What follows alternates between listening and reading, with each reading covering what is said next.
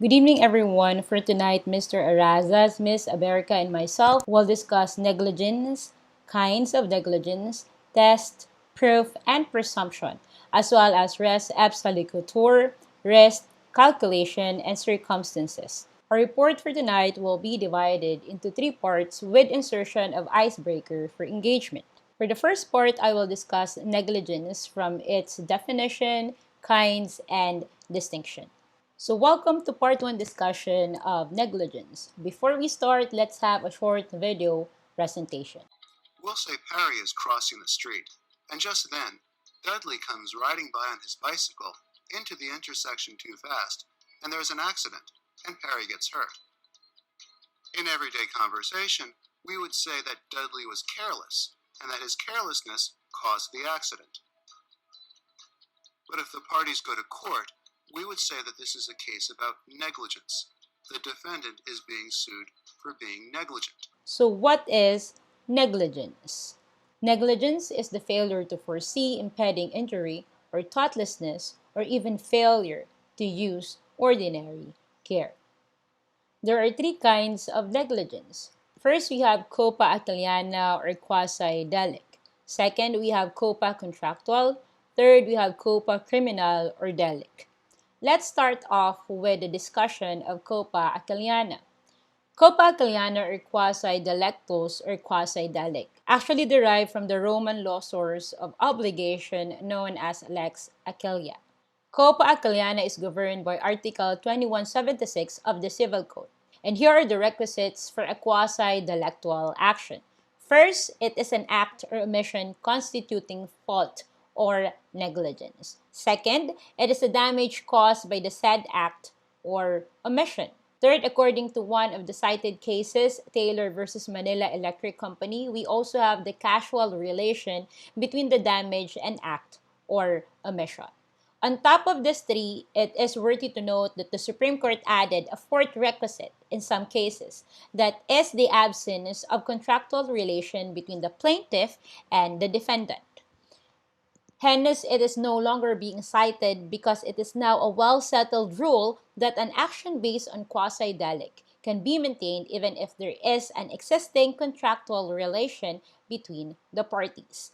The second kind of negligence is Coppa Contractual.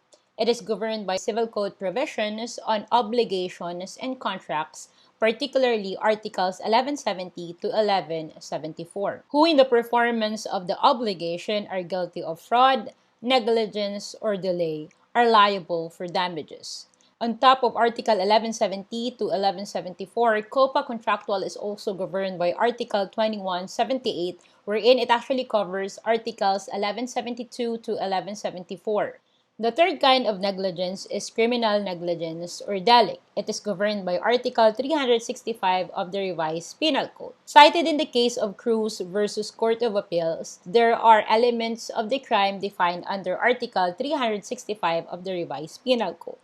Number 1, that the offender does or fails to do an act. Second, that the doing or the failure to do that act is voluntary. Third, it be without malice. Number 4, that material damage results from the reckless imprudence. And finally, there is an excusable lack of precaution on the part of the offender. Moving forward, let's discuss the difference between Coppa Contractual and Coppa Aquiliana. In Coppa Contractual, the foundation of the liability of the defendant is the contract. The obligation to answer for the damage that the plaintiff suffered arises from the breach of the contract by reason of the defendant's failure to exercise due care in its performance. While under Coppa Aquiliana, it actually arises from a separate source of obligation independent of contract. Let's now distinguish the difference between Coppa Aquiliana from crimes. Under Coppa Aquiliana, those are acts or omission affecting private concern, while for crimes, those are acts affecting the public interest. Another, under Coppa Aquiliana, the Civil Code repairs the damage by means of indemnification, while for crimes under the Penal Code, it corrects the primal act. Still, under Coppa Aquiliana, it punishes all acts in which any kind of fault or negligence intervenes, while for crimes, it is not broad as quasi-delict because it only punishes if there is a penal law clearly covering them.